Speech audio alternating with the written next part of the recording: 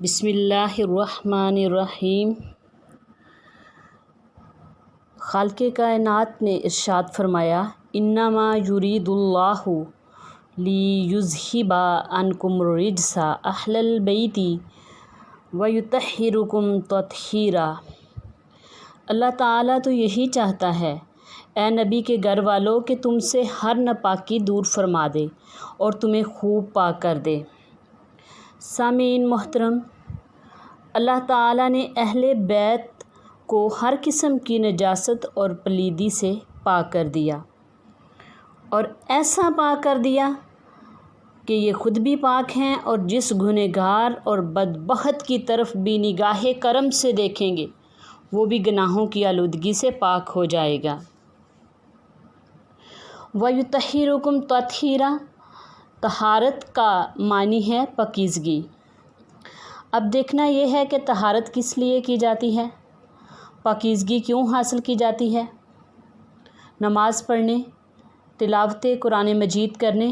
ذکر الہی کرنے اور ہر طرح کی عبادت کرنے کے لیے۔ مگر کسی وقت زیارت کا مقام عبادت سے بڑھ جاتا ہے۔ جس طرح کہ عبادت کرنے سے بندہ ولی بن سکتا ہے، عبادت کرنے سے بندہ غوث بن سکتا ہے، عبادت کرنے سے بندہ قطب بن سکتا ہے، عبادت کرنے سے بندہ اوتاد بن سکتا ہے،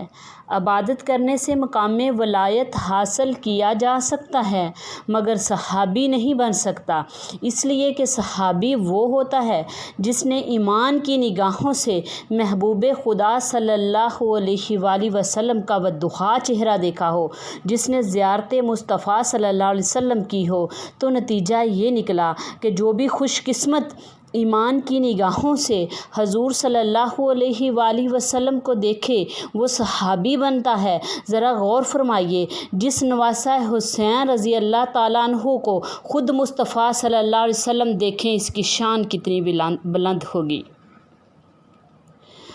کعبے کی زیارت کرنے سے حقدار جنت کے بنتے ہیں۔ کعبہ کی زیارت کرنے سے حقدار جنت کے بنتے ہیں، بھلا ان کو پھر ہم کیا سمجھیں جو نبی کے گھر میں رہتے ہیں۔ ہمارا ایمان ہے کہ جس طرح امام الانبیاء علیہ الصلاۃ والسلام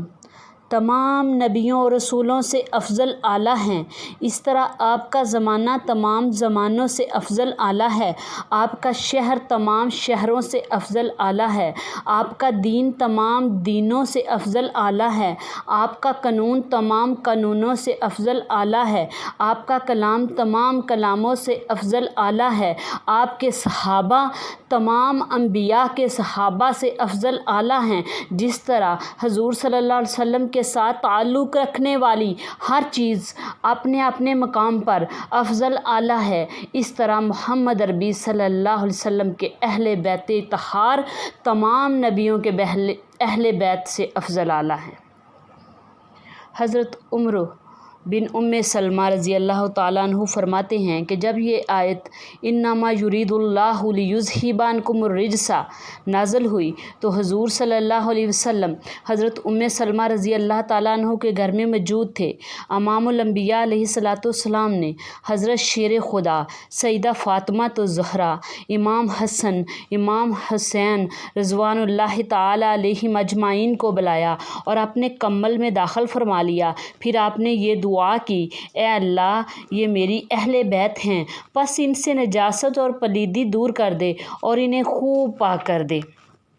حضرت سلمہ رضی اللہ تعالیٰ عنہا نے عرض کی، یا رسول اللہ صلی اللہ علیہ وسلم، میں بھی اس پرکیف محفل میں شامل ہوں۔ فرمایا، تم اپنے مقام پر ہو، تم خیر پر ہو۔ یعنی آیت کریمہ میں شامل تو سارے ہی اہل خانہ ہیں، اس میں کوئی خارج نہیں، لیکن دعا کے لیے خصوصیت چاروں نفوس قدسیہ کو دی، کیونکہ حضور صلی اللہ علیہ وسلم کو جو محبت ان چاروں سے تھی وہ دوسروں سے نہ تھی۔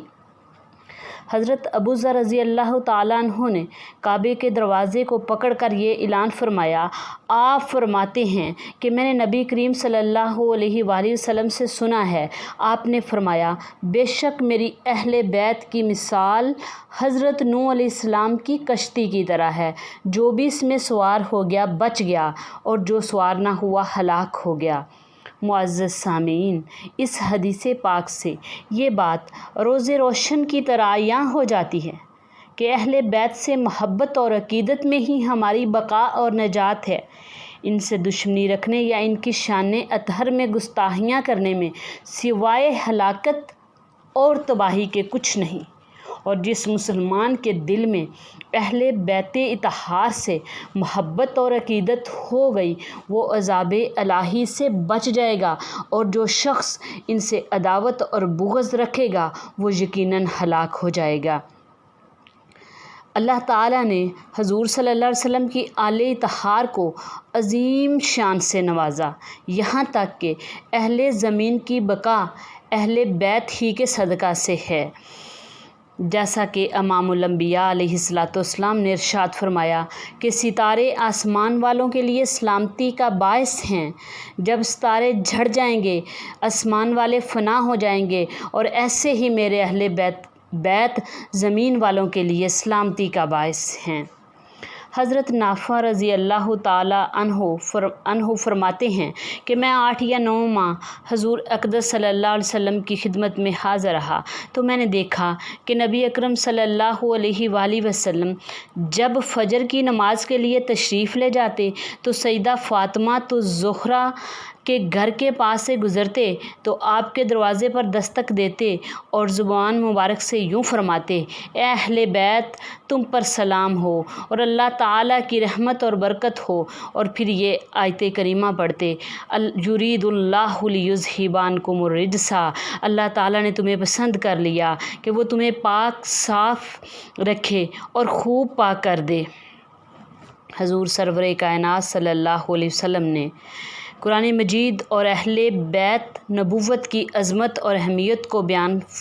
فرماتے ہوئے خطبہ ارشاد فرمایا۔ حضرت زید بن ارقم رضی اللہ تعالیٰ عنہ فرماتے ہیں کہ حضور صلی اللہ علیہ وآلہ وسلم فریضہ حج سے فارغ ہو کر مکہ معظمہ سے باہر غدیر کے مقام پر تشریف لے گئے۔ وہاں آپ نے صحابہ کرام رضوان اللہ تعالیٰ علیہم اجمعین کو ایک خطبہ ارشاد فرمایا جس میں آپ نے اللہ تعالیٰ کی حمد و ثنا بیان کی اور احکامات الہیہ بیان فرمائے۔ اس کے بعد فرمایا، میں تم میں